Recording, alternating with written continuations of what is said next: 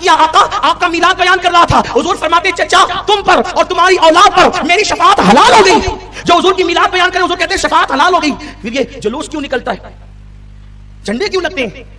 شیخ عبداللہ محدث دہلوی نے لکھا کہ جب حضور کی ولادت ہوئی تو حضرت آمنہ خاتون فرماتی ہے کہ جبریل نے ایک جھنڈا کعبے پہ لگایا اور ایک جھنڈا حضرت آمنہ کے گھر پہ لگایا.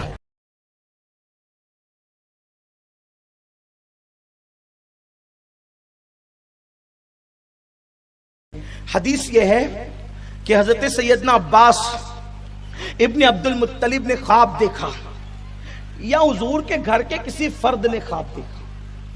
ٹھیک ہے، کہیں پر حدیث میں عباس نامزد ہے اور کہیں پر حضرت عباس کا نام نہیں ہے، بلکہ حضور کے یوں کہ حضور کے کسی گھر کے فرد نے دیکھا.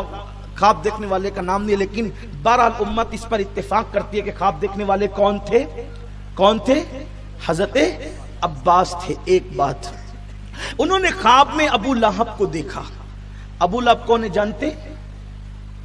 ابو لہب کون جانتے ہیں؟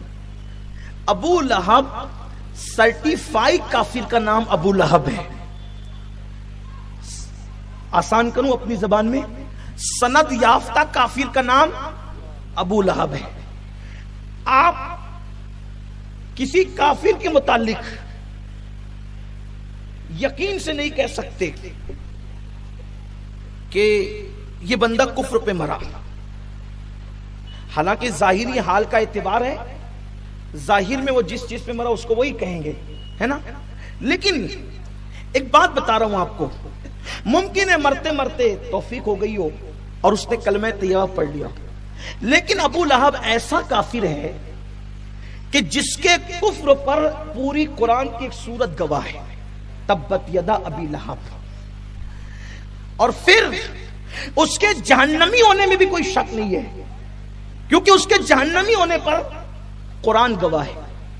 اس ابو لہب کو حضرت عباس نے خواب میں دیکھا، پوچھا او ابو لہب تیرا حال کیا ہے؟ اس نے جواب دیا کہ میں جہنم کی عذاب میں گرفتار ہوں، نبی سے دشمنی کرتا تھا صلی اللہ علیہ وآلہ وسلم، تو جہنم کے عذاب میں گرفتار ہوں. لیکن ایک خاص بات یہ ہے کہ جب پیر کا دن آتا ہے تو میرے عذاب میں کچھ کمی ہو جاتی ہے اور مجھے اپنی انگلی کو چوسنے کا موقع ملتا ہے، جس سے مجھے ٹھنڈا پانی مل جاتا ہے اور میں چوس کر کے راحت پاتا ہوں. آپ توجہ فرمائیں، یہ میں نے مفہوم پیش کیا حدیث پاک کا. اللہ اکبر. اب آپ مجھے بتائیں کہ ابو لہب کو یہ جو انگلی چوسنے پر جہنم میں جو ٹھنڈا پانی ملتا ہے، قرآن کہتا ہے لا بارد ولا کریم، جہنم کے اندر ٹھنڈا پانی نہیں ہے، لیکن جہنم میں ہفتے میں ایک روز نہیں ملتا. اگر آپ یہ کہیں گے کہ اللہ مہربان ہے ابو لہب پر، اللہ تعالیٰ اس کو دے دیتا ہے، تو پھر جمعہ کو کیوں نہیں دیتا؟ کیونکہ جمعہ تو سید الایام ہے.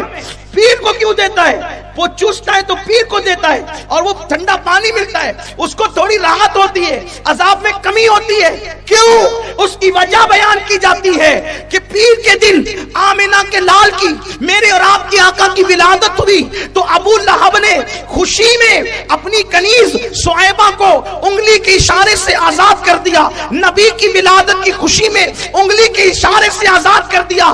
اللہ تبارک و تعالیٰ نے اس کافر کو نبی کی پیدائش پر خوشی منانے کے صدقے میں جہنم میں اس پر یہ احسان فرما دیا. اللہ اکبر. لیکن ابو لہب نے نبی سمجھ کر خوشی نہیں منائی، بھتیجا سمجھ کر خوشی منائی. جب نبی کو بھتیجا سمجھ کر وہ خوشی کرتا ہے تو اس کو بھی جہنم میں تھوڑا سا فائدہ ملتا ہے. جو میرے نبی کو نبی اور محبوب خدا کو محبوب خدا سمجھ کر خوشی منائے، اللہ اس کو کتنا انعام عطا فرمائے گا. کافر کو کسی عمل پر انعام نہیں ملتا، لیکن نبی کی ولادت کی خوشی کرنے پر اس کو انعام مل رہا ہے.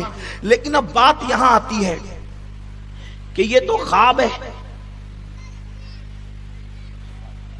یہ تو خواب ہے. خواب سے دلیل لی جا رہی ہے. خواب کی شرعی حیثیت کیا ہوتی ہے؟ خواب تو کوئی بھی کچھ بھی دیکھتا ہے. خواب تو کوئی بھی کچھ بھی دیکھتا ہے. خواب کو کیسے دلیل بنا رہے ہیں آپ لوگ؟ پہلی چیز، کیا یہ اصول آج آپ کو پتا چلا ہے کہ خواب کو کیوں دلیل بنا رہے ہیں؟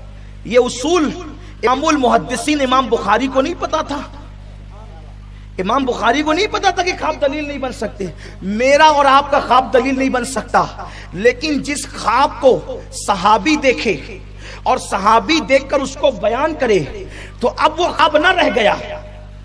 توجہ آپ کی، صحابی جب خواب دیکھ کر خواب کو بیان کرتا ہے تب وہ خواب نہیں رہ گیا بلکہ اب وہ حدیث ہو گئی. اس لیے کہ اگر وہ قابل اعتبار نہ تھا تو صحابی اس کو بیان نہیں کرتا، لیکن صحابی نے خواب دیکھ کر اپنی زبان سے بیان کر دیا تو وہ حدیث ہو گیا. اس لیے کہ حدیث کی تعریف یہ ہے کہ جو نبی کی زبان سے نکلے وہ بھی حدیث ہے اور جو صحابی کی زبان سے نکلے وہ بھی حدیث ہے. تو اب عباس نے کیا دیکھا یہ عباس جانے، ہم تو اتنا جانتے ہیں کہ عباس جو صحابی رسول ہے انہوں نے بیان کیا، تب ان کا بیان کرنا یہ بھی حدیث ہو گیا، یہ بھی حدیث ہو گیا. اور پھر اللہ اکبر، کتنا بڑا فائدہ. ابو لہب جیسے کافر کو فائدہ مل رہا ہے، فیض مل رہا ہے. اس لیے تم بھی میلاد مناؤ، اپنے بچوں کو بتاؤ میلاد کیا ہے، حضور کی آمد کیا ہے. اور حضور علیہ الصلوۃ والتسلیم نے میلاد منانے والوں کو کیسا انعام دیا. اب بات آگے نہیں بڑھاتا، سمیٹ رہا ہوں. کیسا انعام دیا، اللہ اکبر. حضور علیہ السلام حضرت عباس کے گھر آئے تو عباس ابن عبد المطلب حضور کی میلاد بیان کر رہے تھے. جب حضور تشریف لائے تو عباس کھڑے ہو گئے. سرکار نے پوچھا چچا کیا کر رہے تھے؟ سرکار نے پوچھا چچا کیا کر رہے تھے؟ عرض کیا آقا آپ کا میلاد بیان کر رہا تھا. حضور فرماتے چچا تم پر اور تمہاری اولاد پر میری شفاعت حلال ہو گئی. جو حضور کی میلاد بیان کرے حضور کہتے ہیں شفاعت حلال ہو گئی. پھر یہ جلوس کیوں نکلتا ہے، جھنڈے کیوں لگتے ہیں؟ شیخ عبدالحق محدث دہلوی نے لکھا ہے کہ جب حضور کی ولادت ہوئی تو حضرت آمنہ خاتون فرماتی کہ جبریل نے ایک جھنڈا کعبے پہ لگایا اور ایک جھنڈا حضرت آمنہ کے گھر پہ لگایا. اور ایک حدیث تو یہ کہ ایک جھنڈا مشرق میں لگایا، ایک جھنڈا مغرب میں لگایا اور ایک جھنڈا کعبے کی چھت پہ لگایا. یہ جھنڈا کیوں لگ رہا ہے؟ پرچم کب لہرائے جاتے ہیں؟ خوشی کے دن. 15 اگست کے دن ہمارے یہاں جھنڈا کیوں لہرتا ہے؟ خوشی کا دن ہے. ملک کو آزاد ہو تو پرچم ملک کا لہرایا جاتا ہے. کائنات کفر سے آزاد ہو تو مصطفیٰ جان رحمت کا پرچم لہرایا جاتا ہے.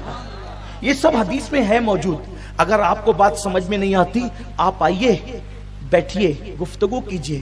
قرآن میں میلاد کا ذکر ہے، حضور کی میلاد کا ذکر قرآن میں ہے، حدیث میں ہے، صحابہ میں ہے. شاہ ولی اللہ محدث دہلوی فرماتے ہیں کہ میں میلاد النبی کے دن مکے میں تھا اور اس دور میں یعنی آج سے تقریباً 3 صدیاں پہلے کم و بیش، فرماتے میں مکے میں تھا اور مکہ کعبے سے لے کر مولود النبی صلی اللہ علیہ وسلم تک جو ہے وہ قندیلیں لے کر کے جلوس نکلا کرتا تھا. اس جلوس میں میں بھی شریک ہوا تو میں نے دیکھا کہ لوگوں کے سروں سے لے کے آسمان تک نور کی قندیل تھی، روشنی ہی روشنی تھی. میں فیصلہ نہیں کر پا رہا تھا کہ یہ منظر میں اپنی ماتھے کی آنکھوں سے دیکھ رہا ہوں یا میں اپنے دل کی آنکھوں سے دیکھ رہا ہوں. یعنی وہاں بھی جلوس نکلتا تھا. جب وہاں پر 1924 سے پہلے تک کے وہاں بھی جلوس نکلتا تھا. عرب میں پوری دنیا میں عاشقان رسول حضور کا میلاد مناتے تھے. کیوں؟ اس لیے کہ یہ حضور کی آمد کی خوشی نسبت کی بنیاد پر ہے.